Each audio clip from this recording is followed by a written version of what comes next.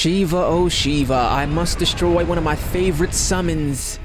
If not the favorite summon, I think it is. It's like FF10 Shiva, hands down one of the best. And then there's Hash Maul from 12, excellent summons. But anyways, I hadn't really planned on doing this in a regular fashion. This was mostly just bingo book footage, but I found some really interesting things about this fight. Some goofy things, some weird things, some unnecessary things. This is a really weird mixed bag of just things. I was reading through it just to double check in case there was anything else, and it seems like this seems like a comedy skit. It really seems like a comedy skit. Like, reading through it, okay, delaying with a character gets them delayed. Okay, that's one. She can absorb elements at a certain point. Okay. Threshold equals you're getting frozen no matter what. Alright. Orb isn't gonna insta-kill you, but it's an attack that's a part of the kit and it's still gonna hurt. Okay. Anything else? Oh, yes, there's more. Going through the fight, during certain periods, there'll be like a 900k plus shield that you gotta get through. Other times, no, it's not other times, it's with the elemental absorption thing that pops up. I think it's after the overdrive. You can only get, I think I might be off on this, I think you can only get through it with fire. Or just wait it out. Because I think it wears off after a little bit. It might be based on actions. But there's just a lot of stuff going on. You see, the only thing that I had questions for with this fight was there's probably gonna be something at the threshold. So in the trailer, I was like, yep, there it is. Being that we can get frozen on threshold makes this really weird, because that's gonna lead to chain freezing. What I mean by chain freezing is she's got the overdrive, right? So if you push her life to the threshold, you get frozen enough turns past, you're gonna get frozen again by the overdrive, and then the other Shiva's gonna do the same thing. You can get frozen 4 times back to back if you don't pay attention. Meanwhile, the orb is still ticking down. You can get killed without Shiva ever having to move if you execute at the wrong time. It's like, you can't make this stuff up. This is goofy. Now, the unnecessary thing that I saw, the 150% launch, just okay, they're swinging at Sid Rain's legs with an axe pretty hard right now. It's obvious they don't like him. I mean, you created the monster, you could just adjust him, because he's severely busted. You know, he's not even busted. By definition, he is broken, because there's no downside to bringing him in any situation unless the boss is completely immune to launches. So they tried 100%, that sure enough didn't work. They tried putting it in the middle of the boss rush. I mean, you can just bring him on the the last wave or the first wave. But if you finish the first wave too fast, well, you're just kind of gimped for the second one, so just bring him on the last wave. You're still bringing him, but they kind of want him dead. I can see why. But I don't think this is the way to do it. And that's why I'm calling that unnecessary. But what is necessary is he probably does need some adjustments, because it's a little ridiculous. Because if I would have brought him to this fight, honestly, it wouldn't make a difference. That's why I'm saying it's unnecessary, because I'm gonna get frozen anyways. In fact, bringing him to this will make things worse.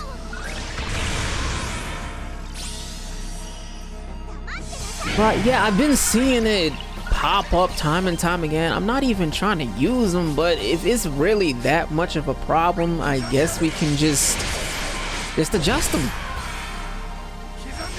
Because he's overloaded. Yeah, I'm saying that as Jecht just did a 1.1 million. Yes, yes, I know that. I know that.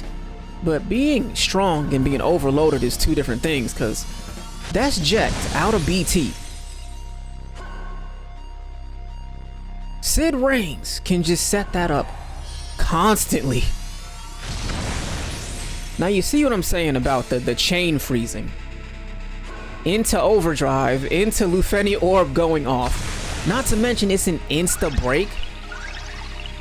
So if I would have set up incorrectly with Jecht, I would have wasted that 1.1 million.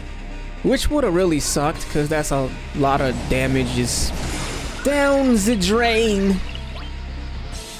And this is the part with the shields and the absorption. It's a little hard to see if you don't pay close attention. But one Shiva's got a little aura above her shoulders that's rotating. And that one indicates that something is a little different.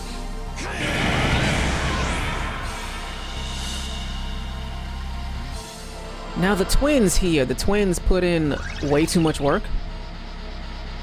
I think they were netting out 1.1 million every single attack, which definitely did help. It's a little reminiscent of my original Chaos Shiva run, I believe. I used Twins Friends on that one too. They just fit the situation really well, so I was like, you know, let's just do what we did before. It still works. But what I wasn't expecting to work super well, the Iroha.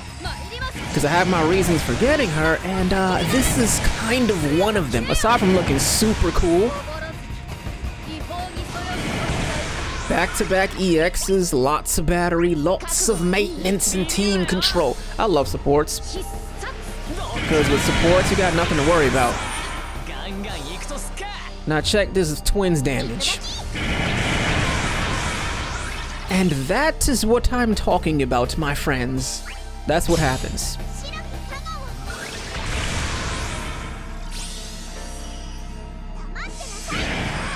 And this whole summon phase was just ridiculously good.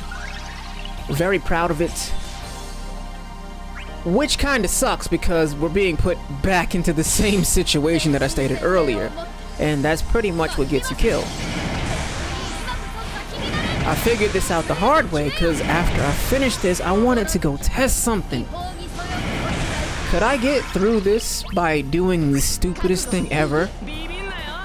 Bringing Garnet and Kurosame Call? The answer is yes. Yes, you can get by. It definitely works. Until the elemental absorption phase, and then it's like you're helping Shiva out because you just gave her like 60k brave. I think she got Jecht killed on that first attempt. It was borderline a suicide attempt. Again, I already had known that the elemental absorb was coming because I already finished this. But the timing was just so bad.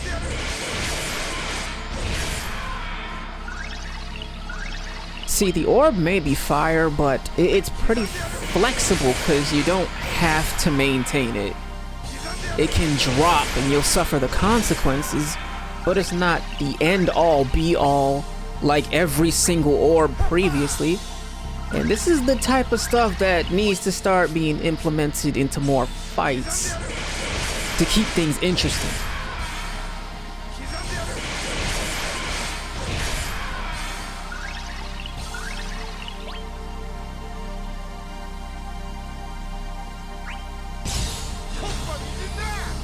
So my verdict on Jecht, I was definitely not going to get him because he's 100% gonna get absorbed later.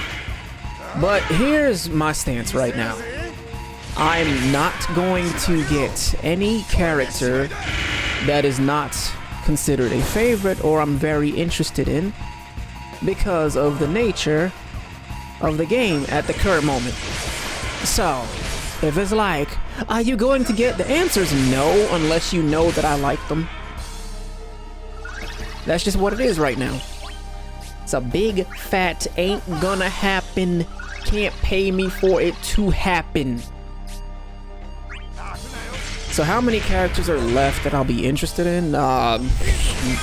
probably less than 5 right now. If we're talking LDs.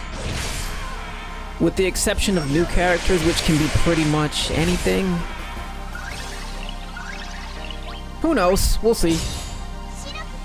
But we should be expecting Fran LD, Lulu LD, maybe about 2 or 3 others. And that's pretty much it.